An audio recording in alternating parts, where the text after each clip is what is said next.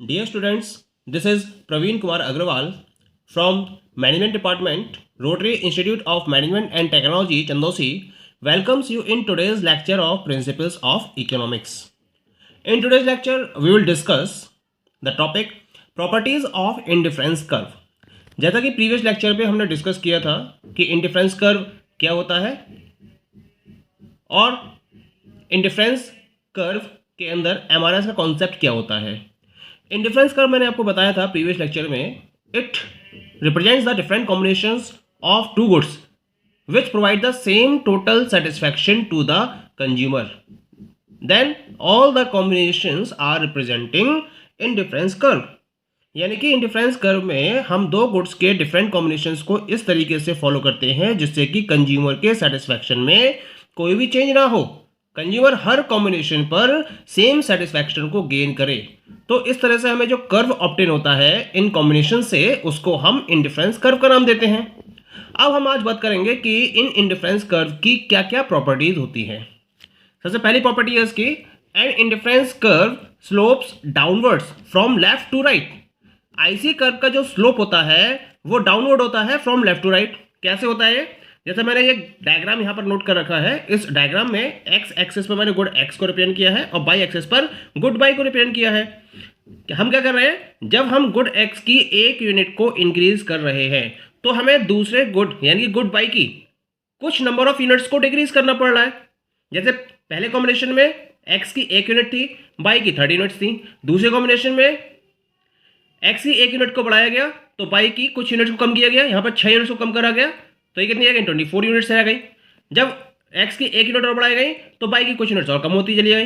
यानी कि जैसे जैसे हम एक्स की कुछ यूनिट्स को बढ़ा रहे हैं, बाई की यूनिट्स को हमें क्या करना पड़ रहा है? कम करना पड़ रहा है। और हमें ये पता है कि जब दो वेरिएबल्स के बीच में इनवर्स रिलेशन होता है तो उसमें जो कर्व ड्रॉ होता है उसका स्लोप डाउनवर्ड होता है फ्रॉम लेफ्ट टू राइट। इसी वजह से जो आईसी कर्व है उसका स्लोप डाउनवर्ड होता है फ्रॉम लेफ्ट टू राइट, क्योंकि अगर एक गुड की क्वांटिटी को हम इंक्रीज करेंगे तो दूसरे गुड की क्वांटिटी को डिक्रीज करना पड़ेगा। अगर हम ऐसा नहीं करेंगे तो कहीं ना कहीं कंज्यूमर के सेटिस्फैक्शन में चेंज आ जाएगा और हमें कंज्यूमर की सेटिस्फैक्शन को सेम रखना है। और सेम तभी रह सकता है जब एक गुड की क्वांटिटी को बढ़ाने के बदले में हम दूसरे की कुछ क्वांटिटीज को कम करें।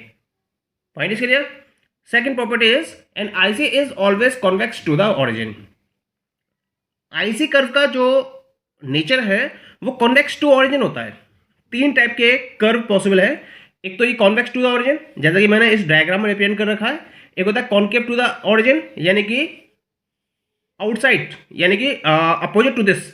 इस आईसी कर्व के यानी कॉन्वेक्स का just opposite nature, this one. अगर मैं इस तरह से कर्व को ड्रॉ करूं तो ये कर्व क्या कहलाएगा? Concave to the origin. और एक होता है स्ट्रेट लाइन। क्या क्या कंडीशन है तीनों की, पहले हम बात कर लेते हैं। कॉन्वेक्स कब होता है? जब डिमिनिशिंग रेट को फॉलो किया जा रहा हो तो कॉन्वेक्स नेचर होता है। जब इंक्रीजिंग रेट को फॉलो किया जा रहा हो तो कॉन्केव नेचर होता है। और जब कांस्टेंट रेट को फॉलो किया जा रहा हो तो स्ट्रेट लाइन नेचर होता है कर्व का। अब हम बात करते हैं इंडिफरेंस कर्व के पॉइंट ऑफ व्यू से। इंडिफरेंस कर्व में हमने स्टडी किया था कि हम जब एक यूनिट को इंक्रीज करते हैं तो गुड बाई की कुछ यूनिट्स को हमें डिक्रीज करना पड़ता है। यहां मैंने डिफरेंट कॉम्बिनेशंस बनाई हैं, 1 2 3 4 5। ये 5 कॉम्बिनेशंस हैं गुड्स के, और इनको जब मैच करा तो मुझे एक इंडिफरेंस कर्व मिला।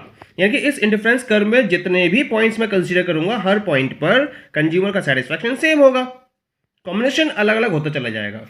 पहले कॉम्बिनेशन की बात करते हैं। जब कंज्यूमर ने एक यूनिट कंज्यूम करे गुड एक्स की तो उसके लिए वो 30 यूनिट्स कंज्यूम कर रहा है बाई की।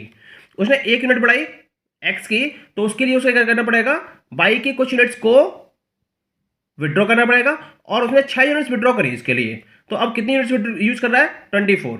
अगर मैं यहां पर इसका मार्जिनल रेट निकालूं तो ये आएगा 6:1।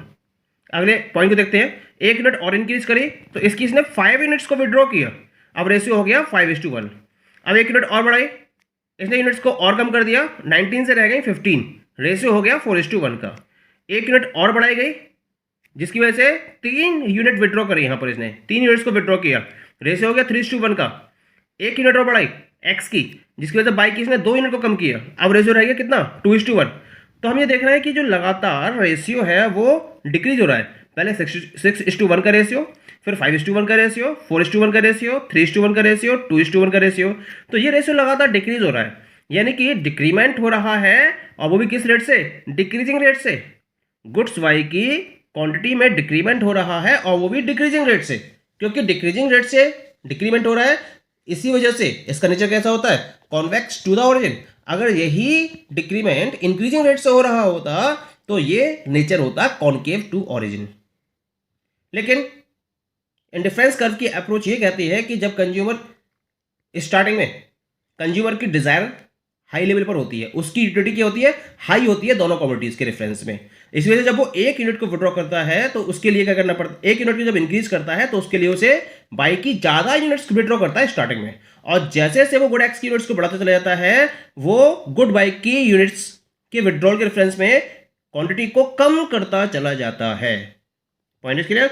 इसी वजह से ये जो MRSS का मार्जिनल रेट ऑफ सब्स्टिट्यूशन ये लगातार डिमिनिश हो रहा है, और इसके डिमिनिश होने की वजह से इसका जो पर्टिकुलर नेचर है वो कॉन्वेक्स टू ऑरिजिन है। Point is clear? Now the third property is indifference curves never intersects each other. कोई भी दो इंडिफरेंस कर्व कभी भी एक दूसरे को इंटरसेक्ट नहीं करेंगे, ये भी इसकी एक प्रॉपर्टी है।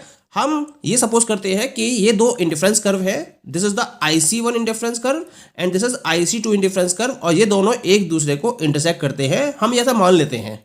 अब देखते हैं क्या होता है अगर दोनों इंटरसेक्ट करते हैं तो। Both are intersecting at the point A। अब हम दो पॉइंट को कंसिडर कर लेते हैं, एक IC1 कर्व पर पॉइंट C और एक IC2 कर्व पर पॉइंट B, क्योंकि दोनों एक दूसरे को एक पॉइंट A पर इंटरसेक्ट कर रहे हैं। इसका मतलब A पॉइंट पर जो सेटिस्फैक्शन होगा वो क्या होगा? सेम होगा। लेकिन ये दोनों कर्व्स क्या हैं? अलग अलग है।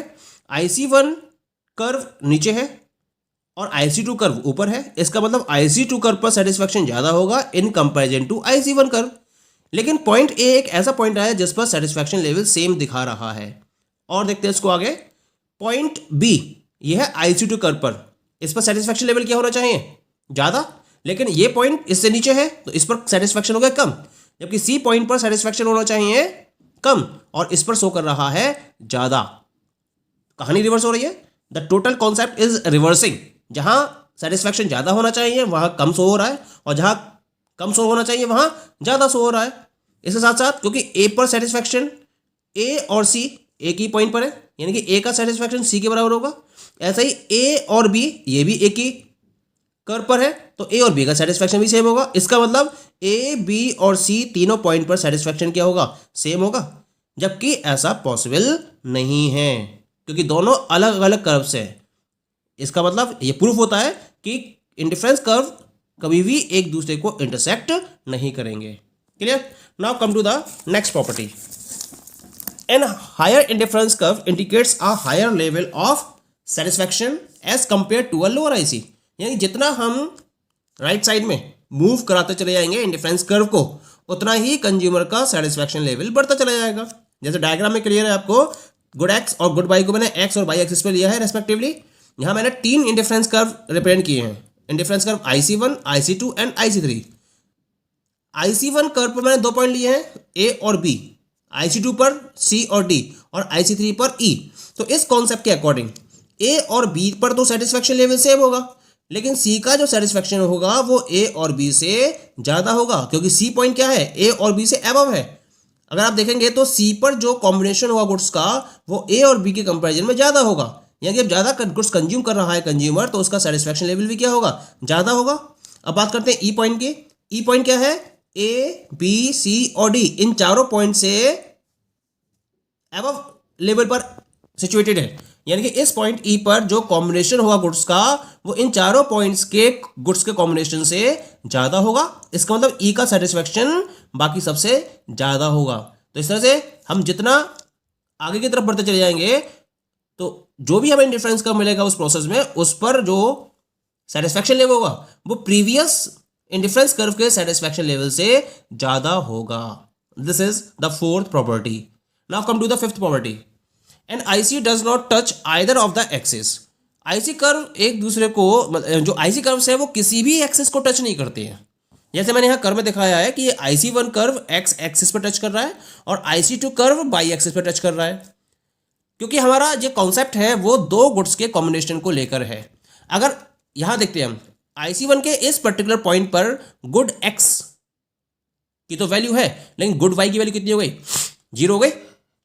जबकि दोनों गुड्स की कुछ ना कुछ वैल्यू जरूर होनी चाहिए, कुछ ना कुछ क्वांटिटी जरूर होनी चाहिए। ऐसे ही हम यहाँ बात करते हैं IC2 कर्व इस पॉइंट पे टच कर रहा है और इस पॉइंट पर गुड वाई की तो क्वांटिटी है, लेकिन गुड एक्स की क्वांटिटी कितनी हो गई, जीरो हो गई। जबकि किसी भी केस में किसी भी एक गुड्स की क्वांटिटी जीरो नहीं हो सकती, कुछ ना कुछ क्वांटिटी उसकी जरूर होनी चाहिए, तभी तो कॉम्बिनेशन बनेगा।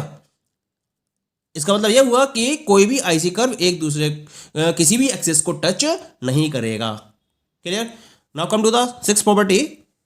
There can be a number of indifference curves between two ICs. दो इंडिफरेंस कर्व्स के बीच में number of indifference curves possible हो सकते हैं। जैसे मैंने यहां पर दो कर्व लिए हैं, एक तो आईसी कर्व लिया है और दूसरा लिया है मैंने IC2 कर्व। इन दोनों कर्व्स IC1 और IC2 के बीच में मैंने different number of indifference curves को रिप्रेजेंट किया है, IC dash, IC double dash, IC triple dash, IC four time dash. और भी मैं इंडिफरेंस कर्व्स को इसके बीच में रिप्रेजेंट कर सकता हूं, ठीक है? क्योंकि हम इनकम लेवल को अगर बढ़ाते चले जाएंगे तो उस हिसाब से हम उसके अकॉर्डिंग, यानी जिस लेवल से हम इनकम को इंक्रीज कर रहे हैं या अदर फैक्टर में इंक्रीज कर रहे हैं, उसके अकॉर्डिंग इंडिफरेंस कर्व इंट्रोड्यूस होते चले जाते हैं। इसी वजह से दो इंडिफरेंस कर्व्स के बीच में number of indifference curves possible हो सकते हैं। Okay, and the last one is the need not be parallel to each other. हमने यहां शो किया है ये दो इंडिफरेंस कर्व हैं, तो जरूरी नहीं है कि दोनों इंडिफरेंस कर्व एक दूसरे के पैरेलल हो। पैरेलल हो भी सकते हैं और पैरेलल नहीं भी हो सकते हैं, बट द मस्ट कंडीशन कि दोनों एक दूसरे को कभी भी टच नहीं करेंगे और इंटरसेक्ट नहीं करेंगे। क्योंकि अगर टच करेंगे या इंटरसेक्ट करेंगे तो उनका सेटिस्फैक्शन लेवल कम या ज़्यादा हो जाएगा या बराबर हो जाएगा, जो कि पॉसिबल कंडीशन नहीं है। इसी वजह से हम इस पर्टिकुलर कंडीशन को फॉलो कर रहे हैं कि पैरेलल हो भी सकते हैं, नहीं भी हो सकते हैं, लेकिन कभी भी एक दूसरे को किसी भी कंडीशन में इंटरसेक्ट नहीं करेंगे।